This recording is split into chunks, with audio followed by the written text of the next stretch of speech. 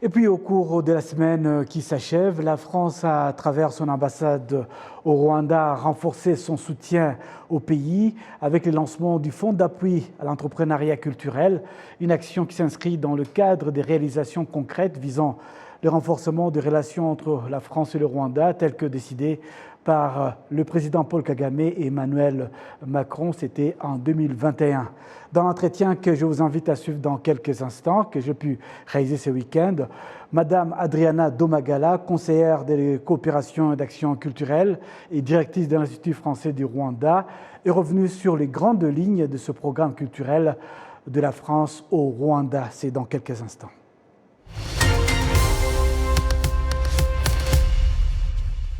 Bienvenue à l'entretien de la semaine. Nous avons le plaisir de recevoir Madame Adriana Domagala, qui est donc la responsable chef de service culturel à l'ambassade de France au Rwanda.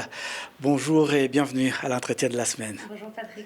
Alors, vous avez procédé au lancement du fonds d'appui pour l'entrepreneuriat culturel à Kigali. Est-ce qu'on peut connaître un peu l'objectif de ce fonds? Pourquoi avoir pensé à lancer cette initiative au Rwanda? Alors ce fonds, il est là pour plusieurs raisons. Donc premièrement, la France, l'ambassade est très impliquée dans la culture au Rwanda. Nous avons eu la chance d'inaugurer il y a maintenant un peu plus de 2 ans un centre culturel francophone par à la fois notre président de la République, Emmanuel Macron, mais également la secrétaire générale de la francophonie, Madame Louise Mushikiwabo. Et nous avons voulu créer ce lieu pour donner un espace aux artistes émergents. Et en complément à cela, on a également souhaité travailler de manière plus poussée avec les entrepreneurs culturels rwandais. Et donc c'est pour cela qu'on a lancé ce fonds. Ce fonds va appuyer 5 jeunes entrepreneurs culturels dans divers secteurs, et il servira également par ailleurs à réaliser une étude de marché sur les industries culturelles et créatives qui sont en pleine expansion au Rwanda, aussi bien au Rwanda que sur le reste du continent africain.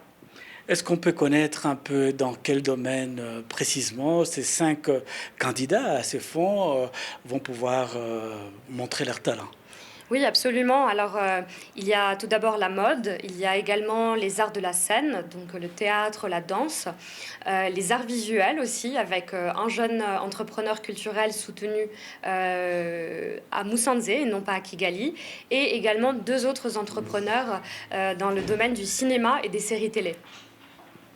Et comme j'ai cru comprendre, ce programme s'inscrit dans le cadre de l'engagement de la France en faveur de la création contemporaine africaine qui s'est matérialisée donc dans la tenue de ce forum de création Africa qui a été organisé, je crois, au début de ce mois à Paris. Exactement, donc c'était le premier forum qu'on organisait de ce genre pour créer des ponts entre les entrepreneurs culturels africains et français. Donc on a eu la chance d'avoir plus d'1 millier au total de créateurs à ce forum qui a été inauguré par le président de la République. Et on avait sélectionné 2 jeunes créateurs rwandais, un illustrateur et une directrice exécutive d'une maison d'édition pour participer à ce forum. Et on est très heureux parce que l'illustrateur, qui s'appelle Mika Irwa, a même gagné un prix qui va lui permettre de retourner en France pour faire une résidence, pour faire aboutir son projet de bande dessinée. Donc on est vraiment très content pour lui. Et quels sont les sujets qu'il écrit, qu'il présente dans ces bandes dessinées? Ah, ça, il faudrait lui demander directement, mais tout ce que je peux vous dire, c'est que c'est une bande dessinée futuriste qui met vraiment à l'honneur des personnages rwandais, africains, et donc qui essaye d'inventer des nouveaux narratifs qui ne sont plus ceux de, par exemple, Tintin, mais vraiment avoir des personnages africains et non pas belges ou français ou en tout cas occidentaux. Voilà. Oui, le thème que vous avez retenu est enjeux et opportunités pour l'entrepreneuriat culturel au Rwanda, les échanges que vous aurez avec le monde de la culture. Qu'est-ce que vous attendez de ces échanges?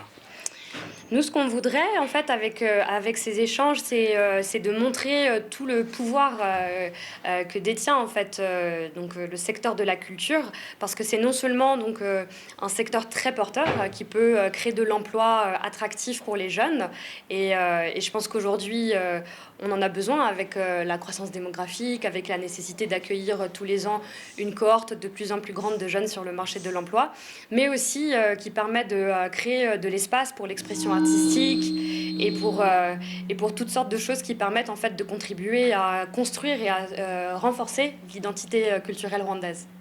Oui, depuis 2021, avec la visite du président Emmanuel Macron à Kigali, on voit un développement de plusieurs projets qui sont suivis par l'ambassade de France. Est-ce que vous pouvez nous revenir un peu sur les grandes lignes de ce projet et les projets d'avenir, que vous, du moins sur le plan culturel que vous dirigez?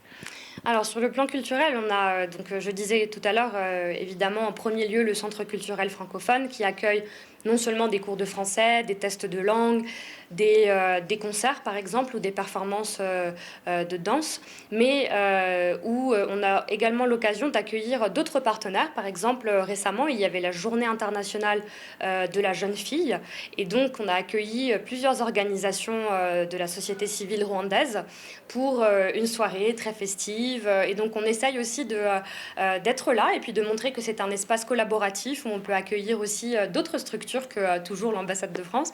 Donc on avait par exemple cette semaine un spectacle d'humour qui était organisé par la coopération Wallonie-Bruxelles et qui a eu aussi également beaucoup de succès. Donc ça c'est pour le centre culturel. Ensuite, nous, ce qu'on essaye de faire à l'ambassade de France, on a un service de coopération, c'est de lancer des projets dans des domaines où on voit qu'il y a un intérêt exprimé soit par les autorités rwandaises, soit par la société civile, soit également par les universités. Et donc, c'est tout ce qu'on essaye de mettre en place et de construire petit à petit. Je citerai un programme qu'on a lancé sur les enjeux mémoriaux, avec notamment Ibuka, l'Université du Rwanda, Aegis Trust, Never Again. On a également lancé cette année un fonds pour la société civile féministe et qui cette année permet à 7 organisations rwandaises de mettre en œuvre des projets qui ont donc pour objectif de réduire les violences de genre ou de promouvoir les droits des femmes. Donc voilà, c'est quelques exemples de projets sur lesquels nous sommes très investis à l'ambassade. Merci beaucoup à vous, Madame Adriana Domagala. Je rappelle aux téléspectateurs que vous êtes la chef de mission culturelle à l'ambassade de France au Rwanda. Merci d'avoir répondu à notre invitation et à répondre à notre question. Merci beaucoup, Patrick. À très bientôt, j'espère.